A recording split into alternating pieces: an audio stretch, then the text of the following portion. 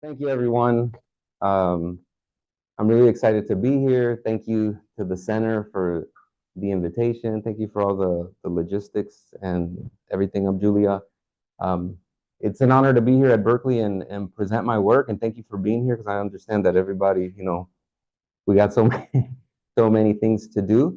But I'm looking forward to your comments and questions, and I'm looking forward to the dialogue that we can have afterwards.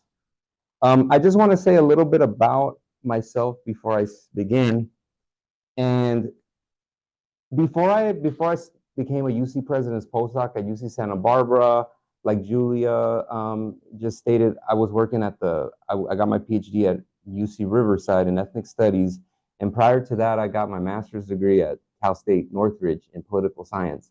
So these two kinds of training are really what informs my larger project, my methodology, the way I see things. I'm very interdisciplinary. When I went to UC Riverside, I really got a chance to you let my intellectual wings just like really open up. So I hope that you see this in the presentation. When I was there, I had the honor and privilege of working with one of my mentors, Alfonso Gonzalez Toribio, and he is the director of the Latino and Latin American Studies Research Center, the author of Reform Without Justice, and also a professor in the Ethnic Studies Department. So I learned a lot from him under his mentorship and a lot about how something that we want to do, me and others, I think there's a growing critical mass of scholars that want to bridge this gap between broadly Latinx studies and Latin American studies. And we say that because we want to take hemispheric approaches to communities that are global. Especially in my case, I studied Guatemalan migration. So, and this is work that I did at UC Riverside. I started one of the first Central American Studies working groups there. And now at UC Santa Barbara, I've continued that work. I'm part of a Central American Studies working group there where I work with my colleague, Professor Giovanni Batz, who writes about um, Mayan resistant movements in Guatemala, decolonization, and anti-extractivism. I also have the honor there of working with my co-mentors and sponsors, Professor Ben Holguin. He's the chair in the English department and director of the Global Latinidades Project. And really what we're doing there at the Global Latinidades Center is we pursue an expansive, intersectional, comparative, transdisciplinary, and hemispheric approach to the recovery and analysis of Latinidades in the between area studies and ethnic studies, as well as beyond the spaces of these fields in dialogue with global studies.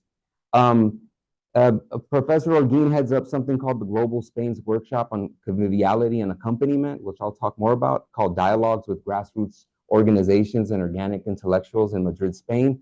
This 10-day international workshop, which I help facilitate, introduces students to the ethics and methods of action research in collaboration with grassroots organizations. The workshop focuses on non-extractive, collectivist modes of knowledge production and various models of organic intellectual praxis. And I hope that you will see today that my work really embodies this ethos. I also have the privilege and honor of working with my co-mentor, Professor Charles Hale. He's the Sage Sarah Miller McDoon Dean of the Social Sciences at UC Santa Barbara, and he has faculty appointments in the departments of anthropology and global studies. He's a leading scholar, social science scholar whose research bridges multiple disciplines with a focus on race and ethnicity, racism, social movements, and identity politics among Black and Indigenous peoples in Latin America and the Caribbean.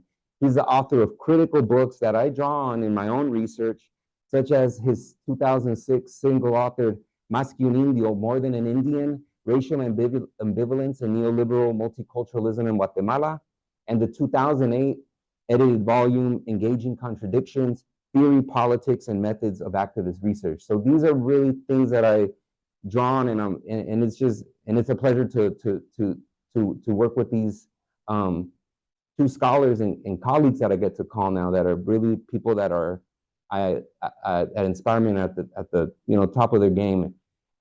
In addition to that, well, I already mentioned some of the work I do with the Central American Studies Working Group. So just with that, I just wanted to kind of foreground a little bit about, where I'm coming from. Before I talk about this photo, I want to just say a little bit about my fields in general. And I'm really a scholar of what I'm calling transnational Central American studies, critical Latinx indigenous studies, pan-Latinx studies, and also Latin American studies, global studies, community engaged research, accompaniment, and global Latinx politics. So my research is about Guatemalan migration.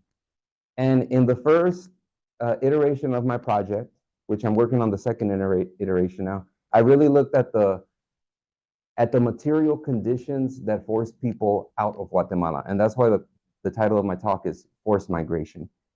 And that project really took place in the greater Los Angeles area in a place called the Inland Empire, right? Maybe some of you, we may know about it, about 60 miles east of LA. But what I want to do today is I want to start my story in Guatemala itself, and I'm going to circle back to the IE, the Inland Empire. So this is a photo of in Guatemala City in a place called La Teca. It's a public library in La Zona Uno, the Zone 1, one of the most historic neighborhoods close to the National Palace. And what you see here is me, one of my co-collaborators, longtime collaborators, Azalia Vasquez, sitting right next to me. Azalia Vasquez is an expat from Guatemala. She left Guatemala in the 1990s because of political persecution and has lived in the US ever since. Part of her work as a longtime advocate for Guatemalan migrants in Los Angeles, well, in the United States, and for advocating so that the conditions can improve in Guatemala. She's been doing this work for a long time, and she has her own radio show called Tejiendo Centroamérica, which is focused on bringing more awareness about issues happening in Central America, but with a big focus on Guatemala. The other person here is Rosana Estrada. She's a professor of literature at the Universidad de San Carlos. It's the public university in Guatemala, and it's in a very important space because I would say it's the intellectual and political center of the country. That's where a lot of social movements have emerged. That's where a lot of the most critical scholars have come out of. And the person that you don't see in the middle, in the middle is another colleague. His name is Oscar Manuel Castellanos. He's a researcher that I've been working with. He's from Guatemala City. Parents are originally from a place called Huehuetenango, living now in Spain. And he took the data, the quantitative data that I collected in my research, and he wrote a report about it. So what we're doing here is we're presenting the research and our analysis of what we see in Guatemala affecting, and we're sharing that research actually with Guatemalans in Guatemala. So that's part of the approach, has always been producing knowledge, hopefully for social change, and creating things that may be of use, such as a report we're working on, and I'll show a photo of that. So this is where and I just wanted to say one thing about this moment here. This was in June, and around this time, there was the annual Guatemalan book fair was happening down the street, about 2 blocks away, and we had some people come to our presentation after that. And this year's theme is migration, and I think that it would seem like a coincidence that we were presenting about migration, and there's this book fair about migration, but I think it really speaks to this moment in Guatemala where migration has become so normalized, where we have about 20% of the population living outside in Guatemala, right? And what I want to show you in the presentation is how the two societies, Guatemala and the US, really come to rely on one another and have these like dependent relationships. So this is like the report that we want to, we're in the process of publishing it. It's just an analysis of the social and economic conditions of the Guatemalan migrant community in the Inland Empire. So this is, you know, this is the network of scholars that I'm part of, a transnational network made up of people from US universities, activists, and also academics and intellectuals from Guatemala. So my research question, before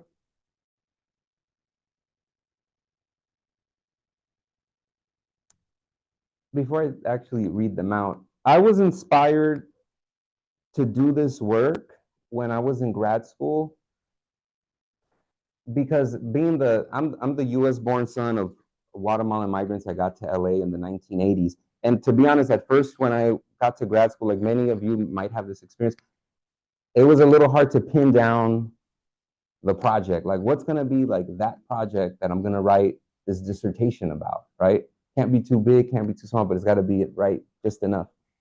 So during that first year of grad school, I wrote a paper called The Organic Intellectuals of the Guatemalan Diaspora.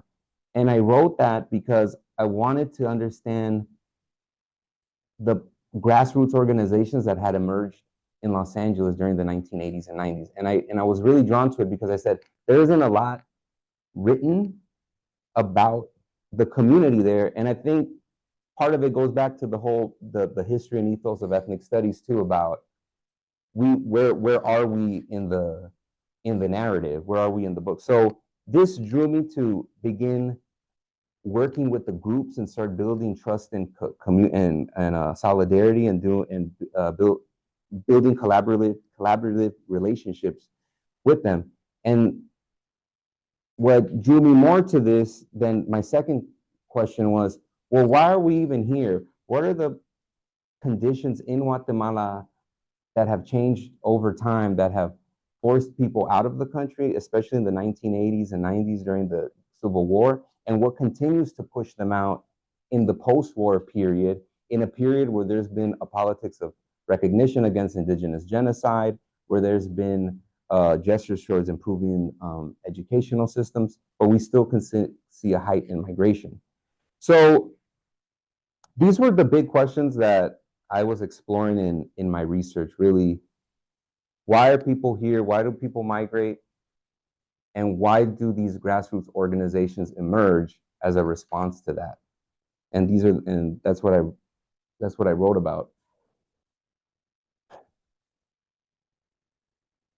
Oh, this is just a photo. This is on the flyer. So this is just a photo with me and Azalia when we were in Guatemala City just this past June.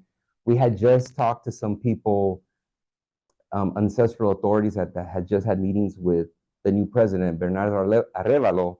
And if you don't know, there's been a significant transition there where what we would call maybe one of the first democratically elected presidents in the last 70 years in Guatemala came to power.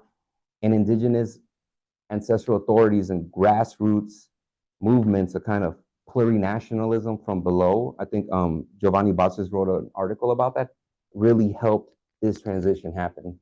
And so we've talked with some of them and interviewed them right before we took this photo. This is the show Tejiendo Centroamérica. Check it out. It's under Radio Jornalera. It's an online radio program in Spanish, and Azalia always has different politicians, researchers, activists, people from a wide range of civil society come on her show to speak. And this summer, when we went down to Guatemala to share the research and meet with civil society leaders and interview them, I just want to say that the amount of people that I got to interview and meet, it's because of these relationships I've built. So I think doing this type of research based on solidarity just opens doors that may not open for us if we just approach our research in a very traditional way. So this is her show. Another organization I've worked with in LA are called Maya Visión. They're a Mayan-led organization that works with indigenous migrants. And they do many things, but one of their primary focuses is working with migrants and trying to find in language interpreters for them, because many indigenous migrants are monolingual and they may speak Mam, Quiche, Canjoval. So they really do this type of language advocacy work. And they're another group that I've worked with for a long time. And we've also had, through UC Riverside, we've had many collaborations with them. So it's also about using our position as researchers to leverage grants and other resources with the community and trying to bridge that, the quote unquote count-down divide. So my argument is that Guatemalan migrants are a social class of people from multiple racial, ethnic, and linguistic backgrounds who are exploited in two regions of the world without being, so they're twice exploited. But they're also a group of people from a particular Central American nation who are differentially racialized in various social contexts. So part of my training in ethnic studies is also about understanding the way racial formations and racism operate in Guatemala, but also how those dynamics change through the migrant journey, and then in the US, where we have a different social, historical, political history. So it's really looking at, one of the most interesting findings is that through the survey research I did, by looking at the types of labor markets that indigenous and non-indigenous, or they call Latino mestizo migrants, are absorbed by, they have a lot of the same, what we would call material conditions. They're making about the same money, enduring particular levels of exploitation. But nevertheless, I do want to make sure that we understand how, even though they share that in common as a migrant group from a particular nation, since it is a multi-racial country, the different groups are differentially racialized, right? So we don't want to, I'm very careful about conflating the experiences of these different migrant groups, although there are some overlapping conditions there. And that's some conclusions that I got to through my survey, in-depth interviews, secondary research, and also just talking with activist organizations both in Guatemala and in the United States. So part of my method is also corroborating and triangulating all that information to get a fuller picture of what's going on. So as an interdisciplinary scholar, I've had given myself that freedom to use any tool at my disposal to try to get a richer view. So this is when I was just recently in Guatemala in June. This photo here really spoke to me because I was at a Walmart doing some shopping, and there it says remesas, and remesas mean remittances, right? So part of life in Guatemala is also the level of dependence that migrants and the families of migrants have on remittances. Like you can literally go to a Walmart and like cash out your remittances. It almost felt like a company store. Like you could show up without cash, go to the register and they'll just cash you out. And I think that more than that, because we've been talking about, people have done a lot of research about remittances for years, as in a lot of the migration literature. But part of what I want to keep researching is the levels of quotidian, the normalization of it that I think you just see across the country. That is just, it's not a matter of, among certain classes of people in Guatemala, it isn't a matter of might I migrate, but when, right? Because the conditions are there. This is an homenaje al migrante, like a statue, like honoring the soul migrant. And it's very, it's interesting in two ways. One, because of the normalization, and two, because it's still sort of honoring the lone male migrant, which males continue to be the people that migrate, more men, but there are increasing numbers of women, unaccompanied minors, and families that travel in groups. That's why when we see the caravans, that's what we see in those migrant caravans that the media sensationalizes, is that those people are migrating in groups because it's safer, and those caravans are full with more single women and children. So this was interesting in a couple of ways. This is by close to the Mexican border. It's just a mural that I saw, and it just spoke to me about migración. It's like one of the places, sort of like that, one of the exit points of for migrants when they're getting ready to start, you know, their trek to through Mexico towards the U.S.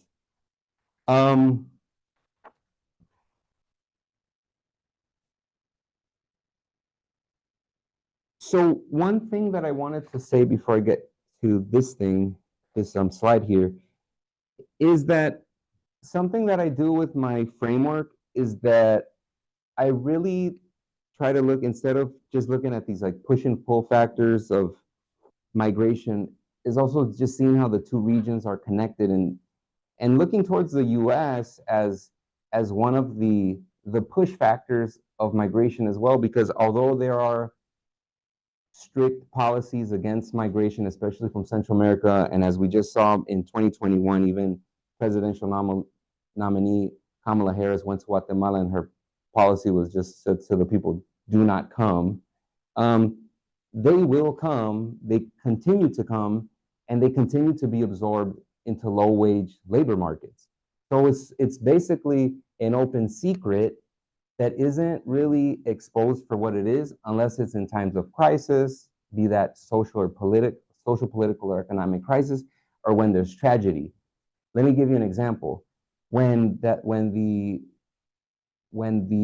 bridge in Baltimore collapsed, and those 5 of those workers that were maintaining the road, five of those workers were all from Latin America, I think 3 from Central America. So it just sort of exposes how, despite all this political rhetoric around migration, migrants are just part of the everyday life of American society, and American native workers and people depend on that. And I don't mean, and when I say native workers, I mean even Latinos, other people of color, anybody that's really working with, lives here in the global north.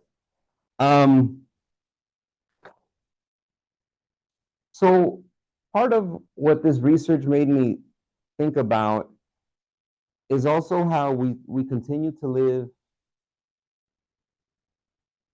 in a global north and global south that's economic, but also a global color line that migrants cross.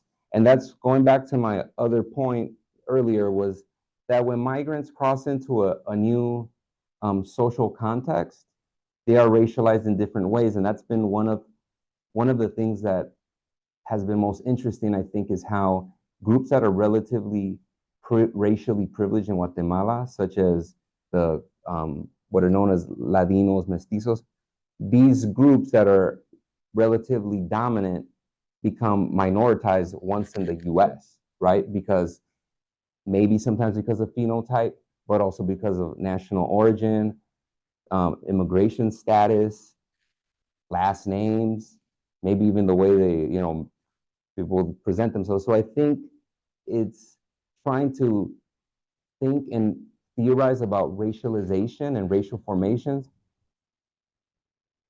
that center on phenotype, of course, because that's one way, but also thinking of these other ways that groups are racialized. And I think that migrants are a good case for that, a good case study. So part of one thing that my trip to Guatemala has inspired, and I'm doing this right now, I've had the benefit of using the time and the resources of my postdoctoral fellowship to just dedicate to writing, doing these presentations with you, and traveling. So I've been doing extra field work since the beginning, from about January to June. I did additional field work, data collection and analysis in Southern California and Guatemala. And this new research has inspired my next project. So really my next project, what I want to focus on are the media outlets of these transnational networks I've been working with, and what what work they do, what purpose do they serve civil societies in both regions. And one of the other questions I have is, what role do women play in these organizations and networks as political actors? Because most of the people I personally work with and that I've seen doing the organizing are women. So I really want to explore that the role of women in these in the grassroots politics.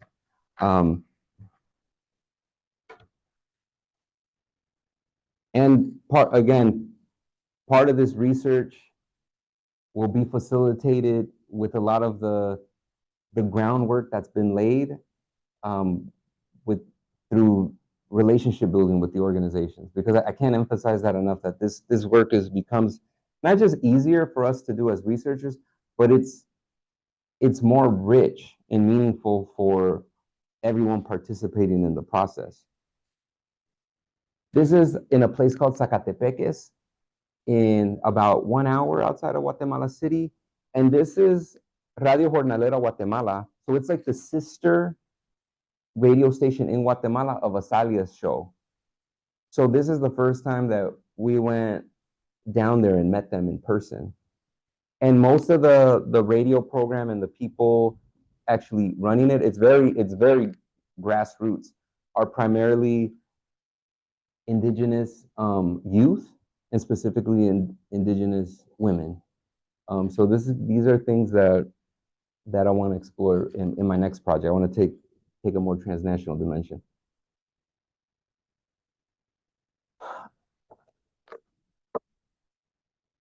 I want to say a little bit about my approach to research again. And again, something I'm calling critical migration research as accompaniment is a methodological approach that I draw on that's inspired by the work of ethnic studies scholars such as Barbara Tomlinson and George Lipsitz. They wrote an article called American Studies as Accompaniment. And this is, I'm going to quote them here. They say that accompaniment is inescapably and quintessentially the social nature of scholarship and citizenship. It requires viewing everything that happens to and in American studies as part of a broader field of social action, not as an isolated, atomized, hermetically sealed site relevant only to the academy. It focuses on making connections with others, identifying with them, and helping them. So I extend this definition in my own work, and I build upon it by defining accompaniment as a methodological praxis rooted in long-term collaboration, built on solidarity through the service to the community organizations we work with. This methodology avoids transactional and extractive approaches to conducting research with migrant communities. So in other words, we don't expect anything from doing this work. And moreover, the approach is rooted in the ethic and mechanics of conducting research with the migrant community itself as collaborators and expats to produce knowledge for social change.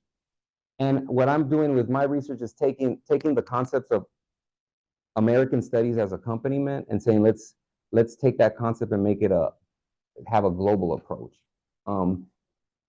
I think in general, Americans also to have a more global approach to American studies and ethnic studies, more generally speaking. So this is something that I intentionally designed and use to collect data, analyze data with different academics, intellectuals, grassroots activists.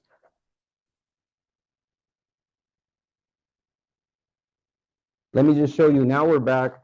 I think we've been in Guatemala. Now we're in the Inland Empire. This is Southern California.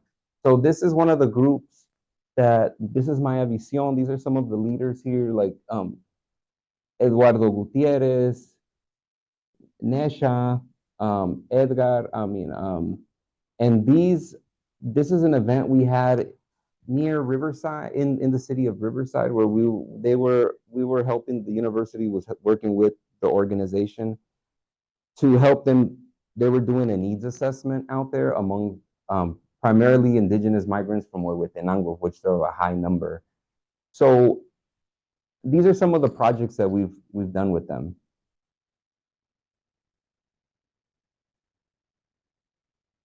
Now, this is a photo of the LA consulate in Los Angeles. There's two, one in Los Angeles and one now that's in San Bernardino. For a long time, the only one that existed was this one, but because of the rise of Guatemalan migration in the Inland Empire, they opened one in San Bernardino back in about 2015. So what you see there is we're at a protest where you see Esploreceras. This is before the new president came into power, Bernardo Arévalo. And really what a lot of these grassroots organizations were working on from abroad transnationally was fighting against something they called the Pacto de Corruptos, or the Pact of the Corrupt, a ruling coalition that had deep illicit networks that really were, they're not gone, but at least within the presidency, they had basically like a grip on that institution. And a lot of this organizing from LA among the Guatemalan expat diaspora, where they were doing this work, you know, going in front of consulates, a lot of work through social media. And I think that all of these things really helped. And I was privileged enough to be part of it. I was like one small piece of this larger movement that's happening across the US and also among Guatemalans in Europe and Canada. I don't know if people heard, but this person speaking here, his name is Juan Francisco Sandoval. He's a person that in 2021, I believe he got run out of Guatemala. He was fighting against impunity and corruption, working actually, his job was like to fight corruption within the state, and he got too close. So then he fled out of, you know, safety for his life. So this is in South Central LA behind a store that some Guatemalan migrants own. And it's in the back of this little alley. And this is, I just want to kind of paint a picture for you that it's very small, but it's in a very important space. It was invite only. Like you couldn't just show up. And I'm in South Central. And if you would have driven by this street, you wouldn't even know that there's this international dialogue here with an exile speaking about what's going on in Guatemala, and people giving him a space to speak because of the co-optation in Guatemala, the mainstream media was already painting him as he's the corrupt one, he's the one laundering money, when it's actually he's the one investigating corruption and impunity, right? So part of the accompaniment, being in solidarity with these groups, is helping to organize events like this to give people a platform, right? And I want to make a distinction here that there's also a class of social political exiles living outside of Guatemala, and I think that they're driven out for certain reasons. At the same time that there's this forced migration of everyday kind of people that just leave because out of necessity. So this is at UC Riverside. We actually brought him to speak. There weren't that many people there because it was in the middle of there was a shutdown at the school, but again, just another photo of not just work because we're talking about research here, and I don't want to forget that.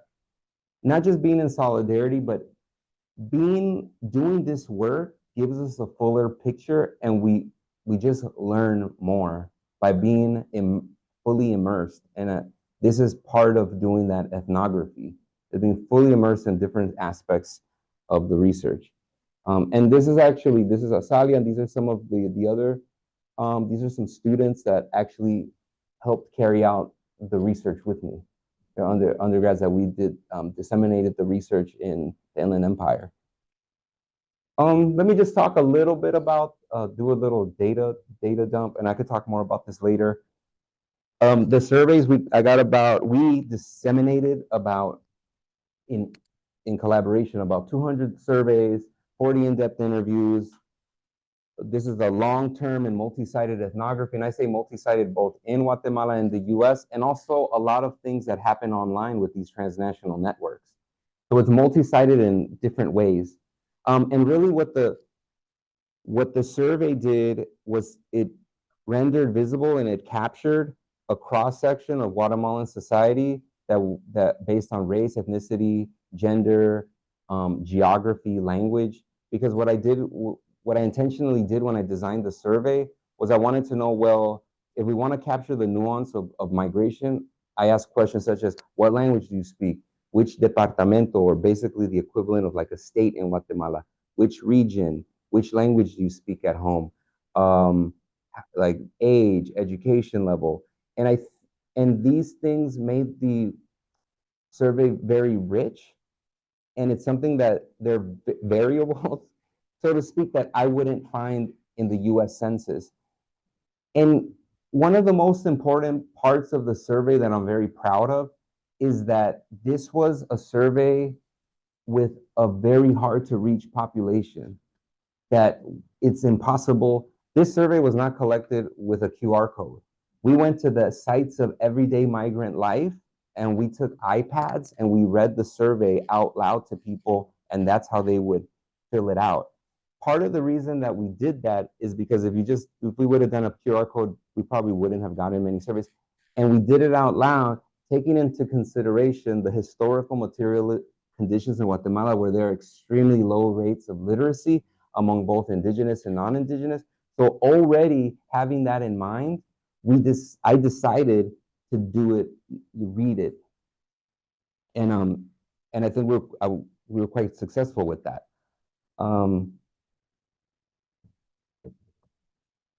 So that's how I based this iteration of the study on.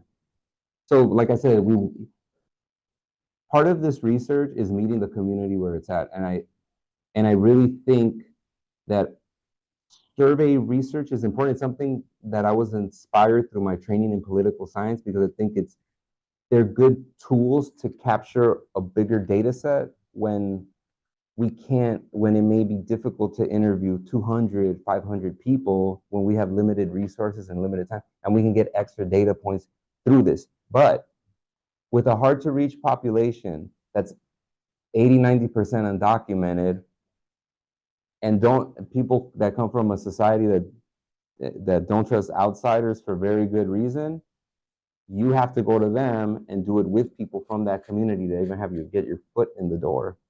So we went to the Guatemalan consulate. That's an everyday site of migrant life where people have to do paperwork. We went to Latino flea markets. We went to panaderias, or Guatemalan bakeries. We also went at 6, 7 in the morning to Home Depots to speak with migrant day laborers. We're competing with their attention because they're out there looking for work, and we're trying to talk to them, build a relationship in a very short amount of time. And this really speaks to meeting the community where it's at, and also as researchers working in solidarity with these groups, we have to take ourselves out of our comfort zone, and to get the really good, the juicy stuff, the most interesting things, you got to get out there and do this work. And just one thing that I'll also add is just being very honest and transparent about why you're doing this work. What are your own political stakes in the research? Like, when you just let people know that, some people may say, hey, I still don't trust you. Like, I don't want to talk to you. But being open, transparent about what you're doing and why you're doing it, and where your investments are, it helps a lot. It goes a very long way. And I would say to anybody that has a cultural asset, such as, let's say you speak a second language, use that. I did all of my interviews and all of the survey instrument was designed in Spanish. And I know Spanish. I speak Spanish because I'm a native Spanish speaker. It's not perfect Spanish. My parents still correct me, right? But it's good enough to do all this research. So I encourage you, if you have any kind of cultural, social asset, use that as a tool to do research, So this is another place, we were talking to people here. This is also in Riverside, there's a food truck selling traditional Guatemalan food. Like, if you've been to Guatemala, tamales, these things called chuchitos, which are like little miniature tamales. So let me try to move along here. So I also, now let me get to the meat of of the of the three interviews that I want to show you to make a point, a couple points. And it is that the people that I interviewed and that we surveyed, people would say things like, why did you come to the US? And they say, for education, or my mom needs medicine, or I don't have access to land. And a lot of these things that sound, that they seem disconnected, are totally connected. And what I try to do in my research is say that is use the critique of capitalism or historical materialism to say that all these things that are these different reasons that people migrate are connected. And it's really because there's a lack of any type of social safety net in Guatemala, if there was even one to begin with. Basic things like education, medicine, that just, to me, I read that as lack of any type of social welfare state. And I think that increasingly in the neoliberal period of capitalism, it's characterized by that, right? And this is a definition that I like to use from David Harvey from Brief History of Neoliberalism, that says that neoliberalism is, in the first instance, a theory of political economic practices that supposes that human well-being can best be advanced by liberating individual entrepreneurial freedoms and skills within an institutional framework characterized by strong private property rights, free markets, and free trade. The role of the state is to create and preserve an institutional framework appropriate to such practices. So this is how I see the different conditions in Guatemala come together, really as even the work of Nancy Fraser.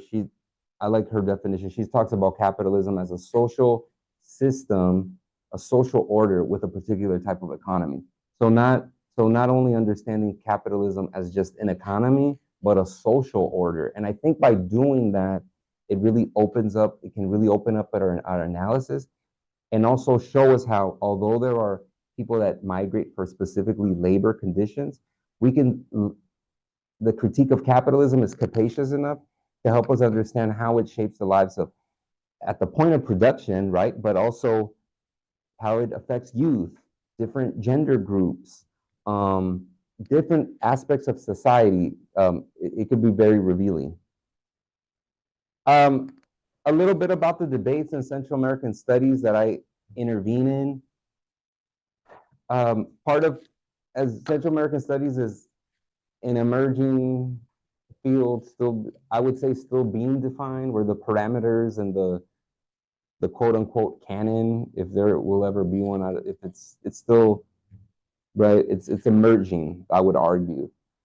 But I think some of the pillars are countering misinformation and the racialization of illegality, theorizing and contesting US imperialism and neoliberalism, looking at the logics of settler colonialism, especially how that affects different Mayan communities, especially because there are groups that continue to be dispossessed, continue to be assimilated through forced language acquisition, Spanish being one, and also identity formation in Guatemala, but also in the diaspora, right? Like in my presentation too, I always say Guatemalan because that's how people identify themselves. There was a point where I was starting to use Latinx to describe Guatemalans, but I stopped doing that because that is not how they identify themselves or see themselves. Those are categories that are superimposed on them. Even Central Americans, they don't really say I'm Centro Americano. They say I'm Guatemalan, or they say I'm from the capital city. Or if, like, if you hear people from Mexico, they'll say I'm from Michoacan, or I'm from the DF, right? It's Mexico City. So I'm very intentional about doing that to not misrepresent them, or even people that say I'm not Guatemalan, I'm primarily Mayan, I'm indigenous first and foremost before I claim a nation state. So these are things that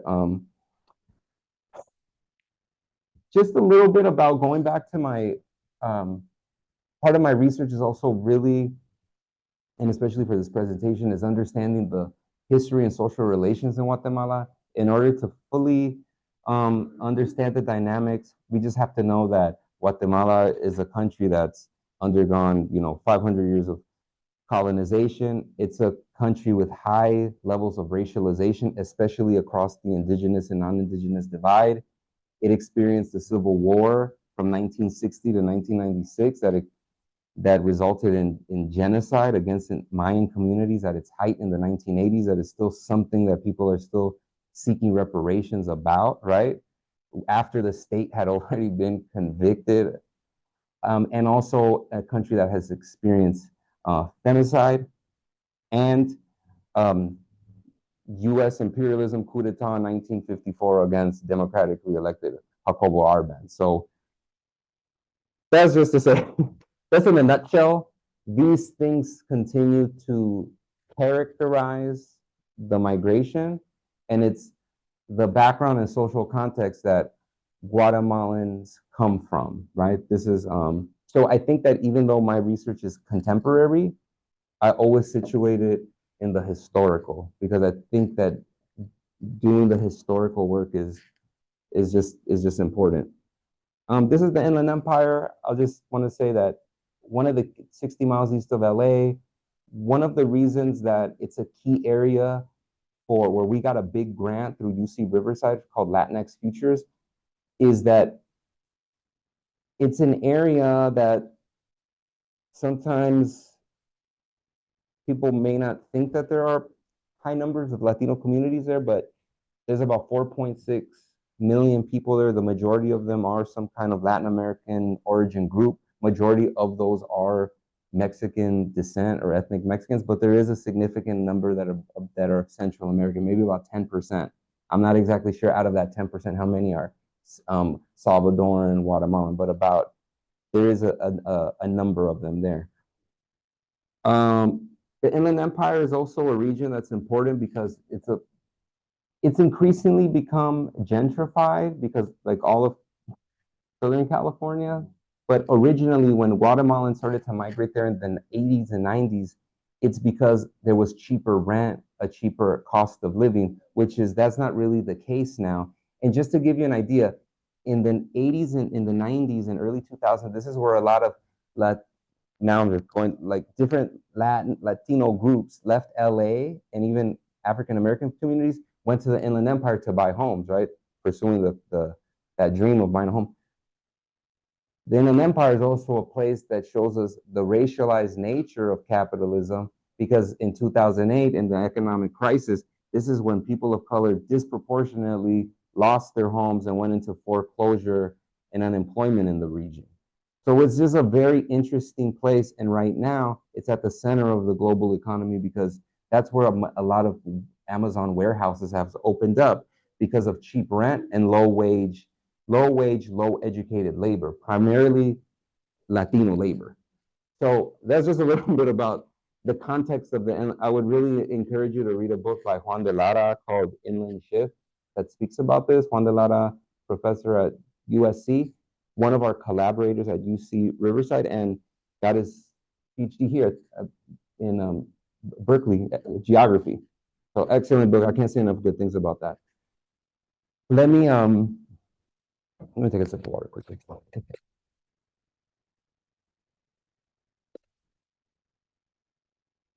Now I just want to say a little bit about 3 stories, right? I can talk to share with you so many stories that people shared with me, but I just picked 3 because I think they speak to a lot of the issues that many other people were sharing.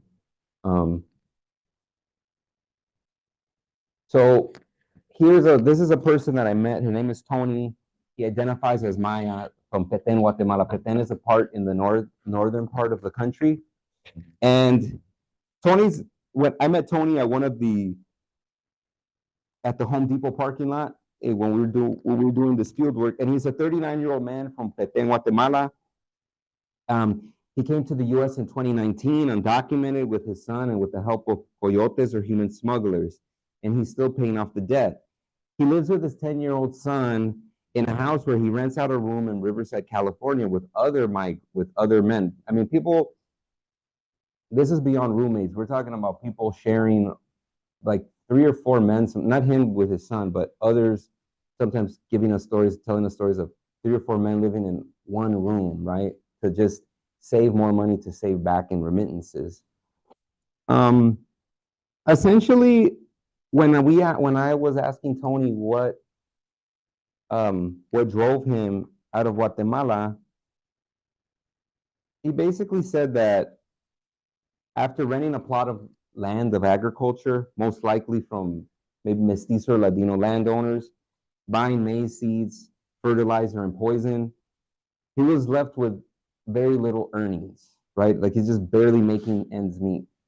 So he says here, I invested my time, I invested my money, I invested about 1,000 quetzales of pure chemicals and everything, and maybe I would get about 700 quetzales per acre. And to give you an idea, one quetzal is about 13 cents American. And I would have about 4 sacks of corn left to eat, and it wasn't enough because I was left without shoes, without clothes. My children will get sick, and that really pushed me to leave Guatemala. I think that one of the things that spoke the most to me about this story, and if we situate it historically, is that even in the post-war era, after the 1996 peace accords, which officially ended the Civil War, there were many concessions, especially in the aftermath of genocide. There were many gestures towards respecting the rights of indigenous people, of really a politics of recognition that Charles Hale calls neoliberal multiculturalism. But one of the tensions that were never resolved in Guatemala was the property relation. Meaning, even though there were all these gestures about stopping the war and in respecting indigenous rights, land remains in the hands of a few people, of a few families, literally. And these families are the ruling elite of the country that are part of that are the mestizos and Ladinos of Guatemala, but not just your average mestizo Ladino. They're the ruling classes of the country.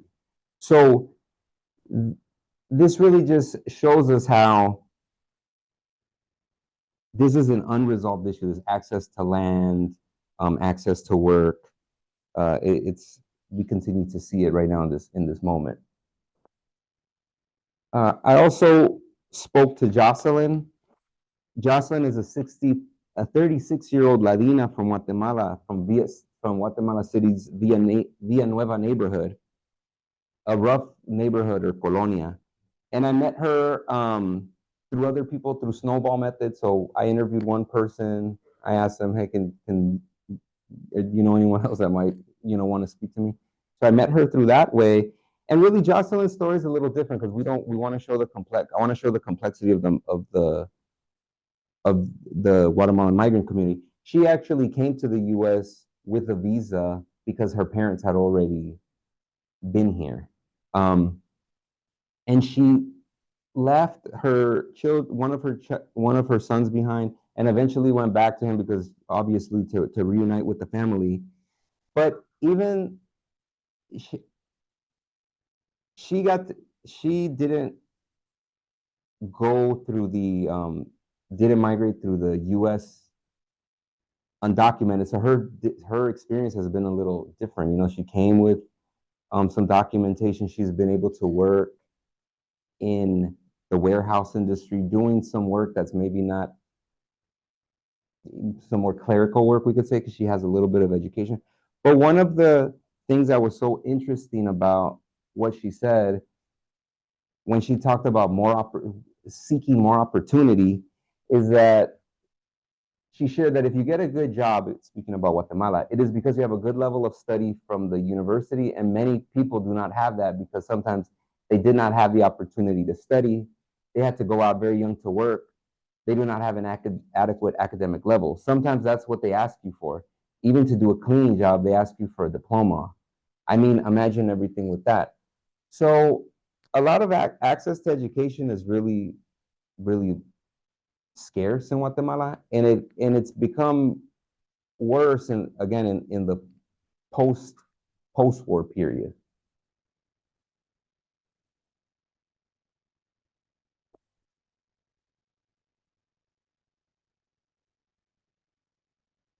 This last story is about Joan. I met Joan inside the Guatemalan consulate just about 1 month before he had just got into the US. He came by land from a place called Retauleo, Guatemala. He's a self-identified Ladino. Retauleo is on the eastern side. It's a coastal area.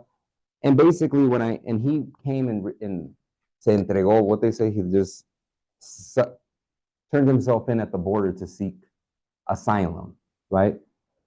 So when he turned himself in at the U.S.-Mexico border, they actually, he had this long circuit where he ended up across the U.S. South. They shipped him over to like Buffalo, and then when they released him, like they do other migrants that are in detention, they released him just in Buffalo, and with nothing. Like his family had to arrange for him to get a plane ticket so he could take the plane to San Bernardino.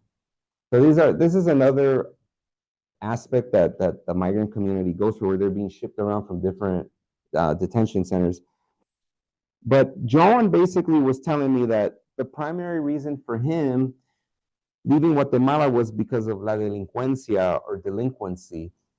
He really speaks to a population using in his own language. I think that what a lot of the interviewees, the people that I met, in their own words, they are telling us the different aspects of how, I want to argue, how neoliberalism affects their lives. The education, the lack of land.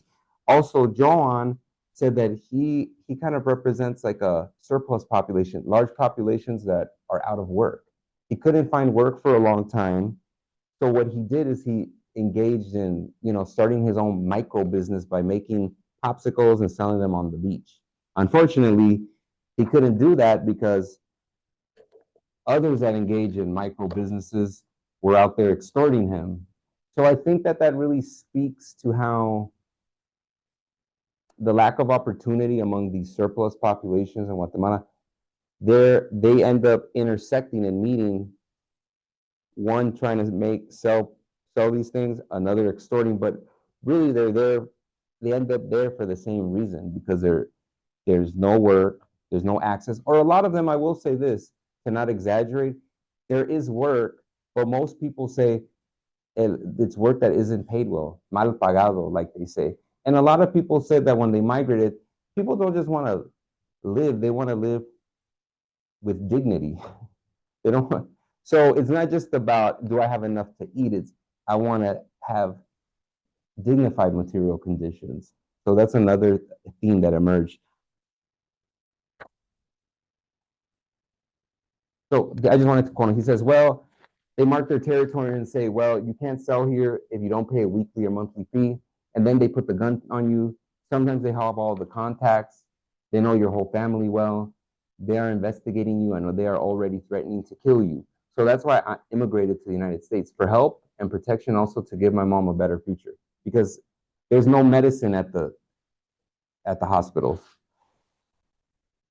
I want to end here. Now, this is a webinar that I was part of upon returning from Guatemala, where we continued this, what I'm calling these international dialogues, encounters, accompaniment praxis.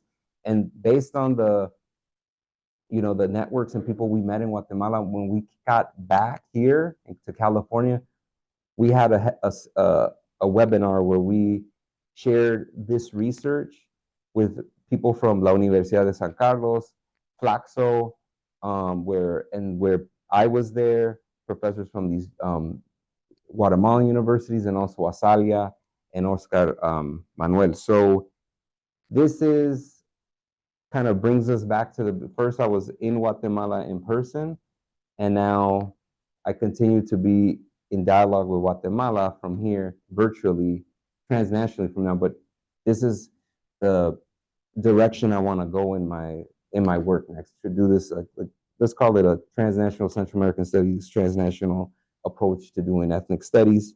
rooted in accompaniment. And right now, I'll just end off by just saying that after meeting with different civil society leaders, political parties in Guatemala, that's what I'm writing. I'm going to develop 2 chapters about that extend my dissertation, and that's going to be my book project that I want to. That's the manuscript that I want to submit to a publishing press, specifically a series called the Subaltern Latino and Latina series with Oxford, based on interest. So that sums it up. So thank you very much.